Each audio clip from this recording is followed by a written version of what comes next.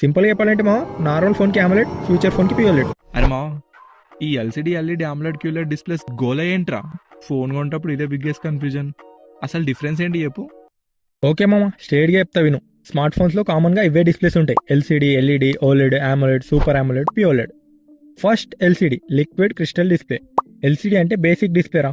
Screen వెనుక ఒకటే back light ఉంటుంది. బ్లాక్స్ ఫుల్ బ్లాక్ కాదు, కొంచెం గ్రేలా ఉంటాయి. బ్యాటరీ యూజేజ్ కొంచెం ఎక్కువ, మోస్ట్లీ బడ్జెట్ ఫోన్స్లో ఉంటుంది.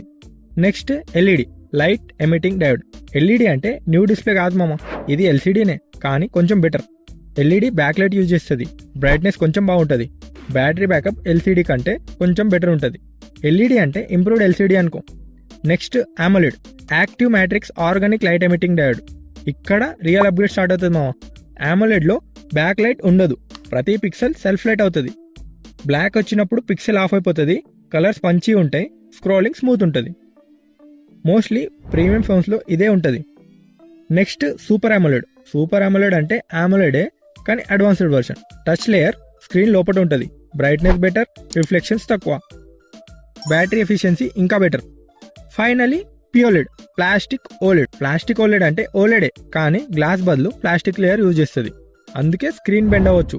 ఫోల్డబుల్ ఫోన్స్కి పర్ఫెక్ట్, వెయిట్ తక్కువ, ఫ్లెక్సిబిలిటీ ఉంటుంది. POLED అంటే flexible OLED.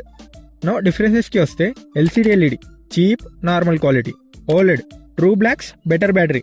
AMOLED smooth and premium. Super AMOLED best brightness and touch.